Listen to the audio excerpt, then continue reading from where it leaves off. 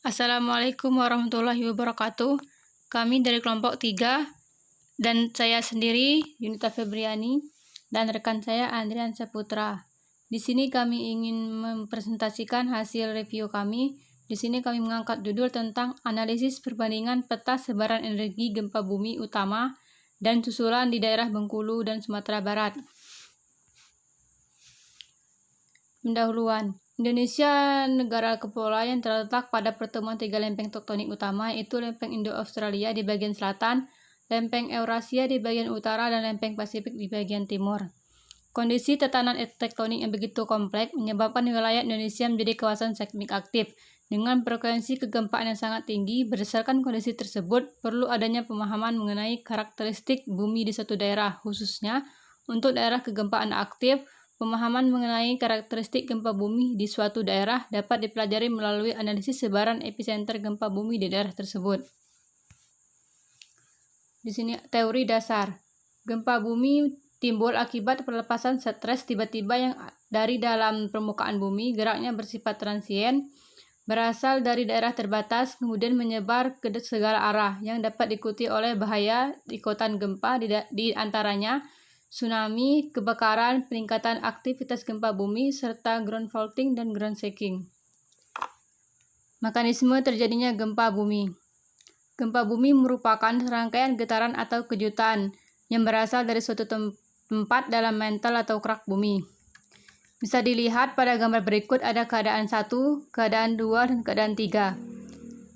Nah, keadaan 1 ini menunjukkan suatu lapisan batuan yang belum mengalami perubahan bentuk geologi. Pada tahap ini, akumulasi stres akibat dinamika energi belum merubah bentuk geologi dari lapisan batuan. Nah, pada keadaan 2, menunjukkan suatu lapisan batuan dengan akumulasi stres di mana telah terjadi perubahan bentuk geologi.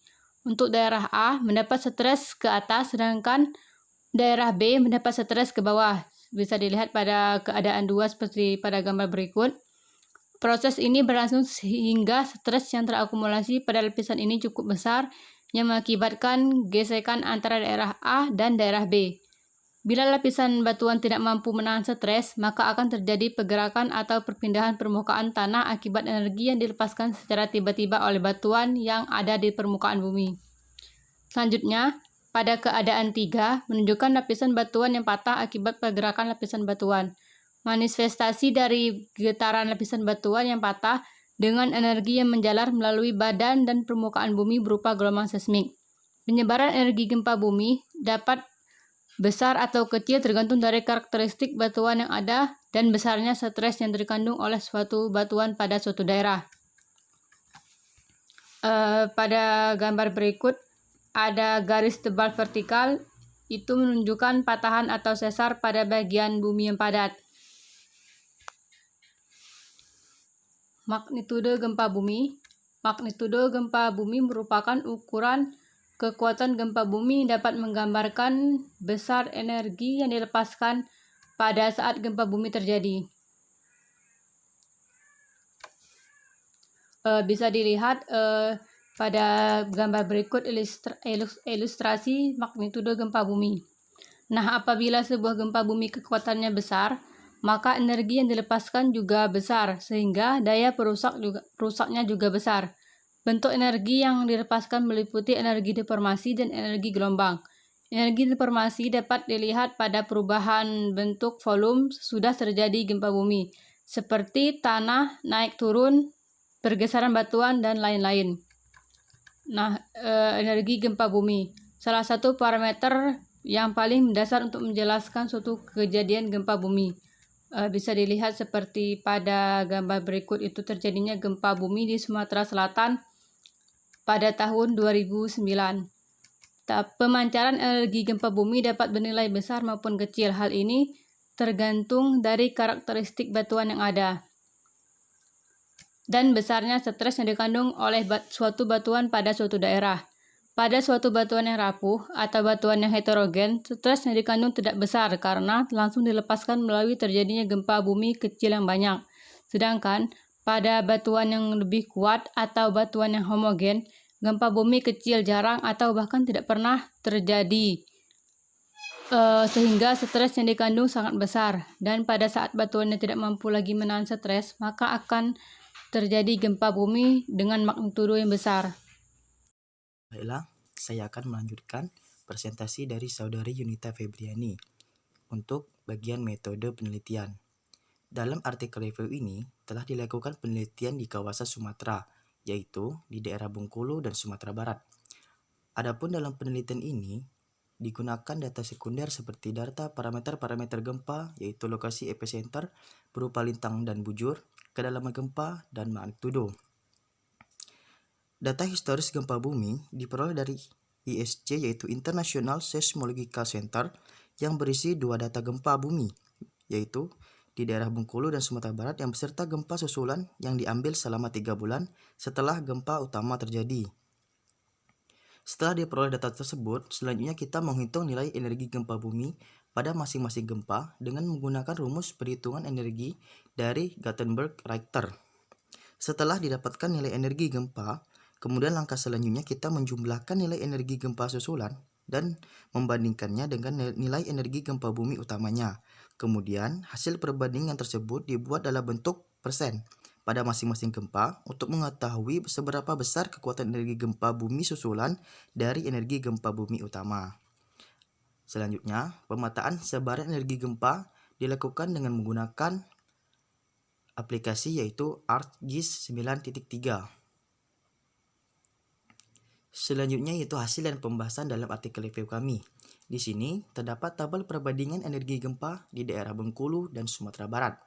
Adapun untuk di daerah Bengkulu, kejadian gempa terjadi pada tanggal 12 September pada tahun 2007 dengan nilai energi gempa utama sebesar 6,03 dikali 10 pangkat 15, energi gempa susulan sebesar 8,01 dikali 10 pangkat 13 dengan perbandingan energi sebesar 12,69% dengan magnitudo sebesar 8 dan kedalaman gempa bumi yaitu sebesar 36 km. Adapun jenis mekanisme gempa yaitu jenis sesar naik. Selanjutnya pada daerah gempa bumi Sumatera Barat.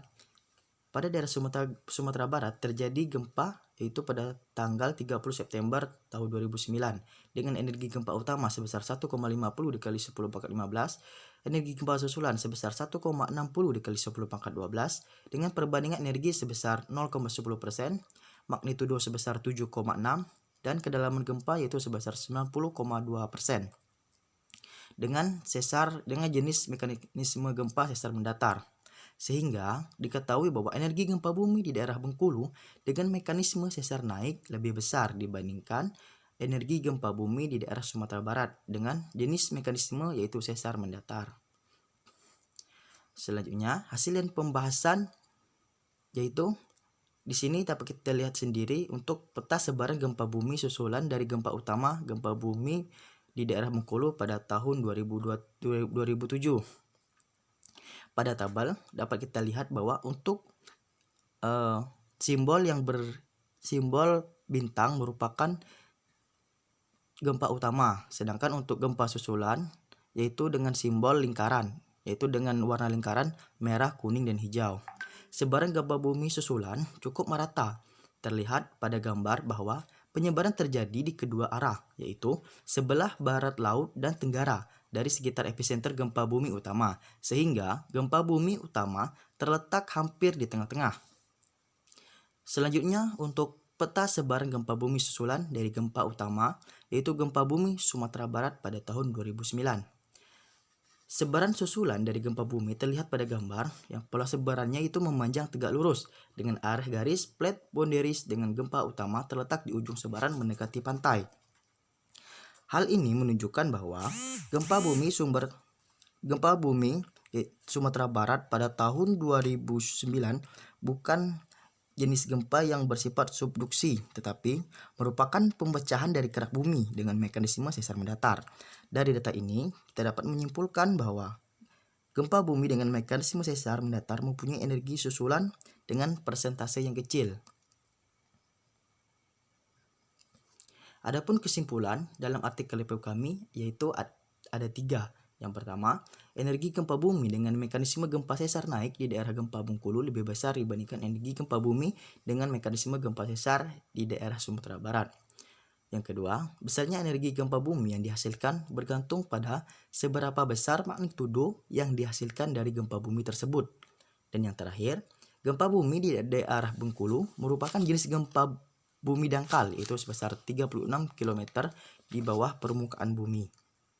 Sedangkan gempa bumi di daerah Sumatera Barat merupakan jenis gempa menengah, yakni sebesar 90,2 km di bawah permukaan bumi. Alam tidak butuh kata-kata mutiara, tapi alam butuh aksi nyata kita dalam usaha untuk melestarikan lingkungan. Sekian dari presentasi kami. Mohon maaf apabila ada kesalahan dan kekurangan.